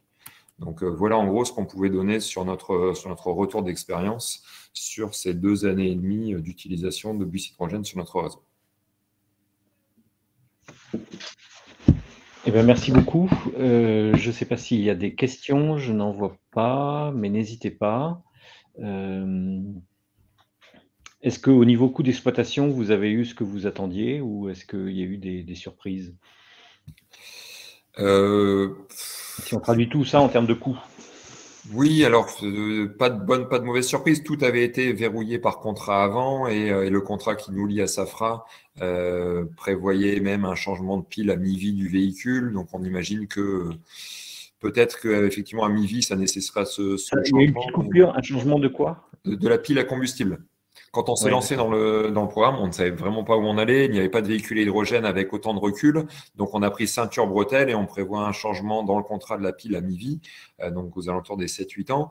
Mais on imagine bien que si ça se passe effectivement comme ça dans les 4 années à venir, on aura sans doute une V2 ou une V3 de la pile et non pas le modèle initialement intégré au bus avec une efficience qui sera augmentée par rapport à la pile qui était initialement prévue. Mais aujourd'hui, en termes de coûts d'exploitation, pour qu'il y ait des coûts d'exploitation, il faut qu'il y ait de l'exploitation et les bus ont trop peu tourné ces derniers mois pour qu'on puisse avoir un retour clair et précis sur la question. D'accord. Bon, merci beaucoup en tout cas pour toutes ces explications. On va voir s'il y a des questions. En tout cas, moi, ce que je voulais vous dire, et je m'adresse particulièrement aux municipalités, enfin à tous ceux qui travaillent dans des collectivités. Soit vous l'écrivez maintenant, soit on vous enverra un questionnaire, mais ce qui nous importe maintenant, c'est parmi tous ces sujets que l'on a abordés aujourd'hui, c'est de voir quel est celui que vous avez envie de travailler peut-être plus en petits groupes ou de manière plus approfondie, soit en faisant venir des experts, soit en faisant venir des fournisseurs de solutions, des constructeurs, pour avancer sur vos projets, en fait, très clairement. Donc, voilà, on avait décidé avec la région, avec Lucas Toussaint, de faire ces 2 webinaires pour, je dirais, promulguer la bonne parole. Maintenant, on se rend compte qu'il faut sans doute travailler de manière plus approfondie sur un mode atelier, donc sans doute au conseil régional, en présentiel, comme on dit, et sur les questions qui sont vraiment les vôtres. Donc, on vous fera parvenir ce questionnaire. Vous pouvez déjà écrire vos questions sur le chat. On les recueillera après coup.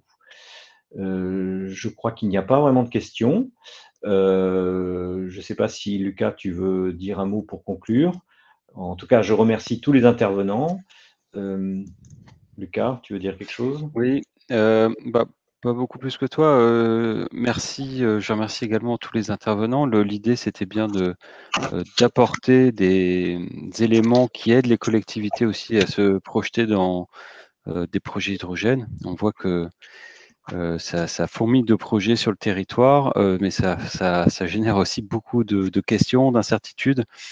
Donc, on espère que ces deux webinaires ont apporté au moins des pistes. Je crois que c'est vraiment l'idée, c'est des pistes à creuser.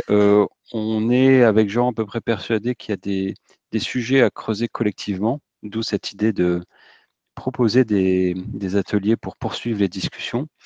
Notamment, on en a eu un très bel exemple avec l'intervention du GAP et de Le Mans au travers de la massification des commandes. Comme le disait Jean, on va adresser aux collectivités qui ont participé à ce webinaire un petit questionnaire pour voir si ça peut les intéresser ou non. Et puis, ça nous permettra de continuer à avancer sur ces sujets.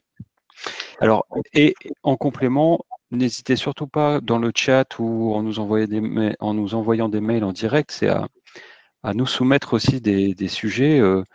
Avec Jean et le pôle énergie, on passe quand même un petit peu de temps sur ce sujet d'hydrogène qui, on l'a bien vu aujourd'hui, est assez complexe. On est au tout début de l'émergence de la filière, en tout cas pour l'hydrogène renouvelable.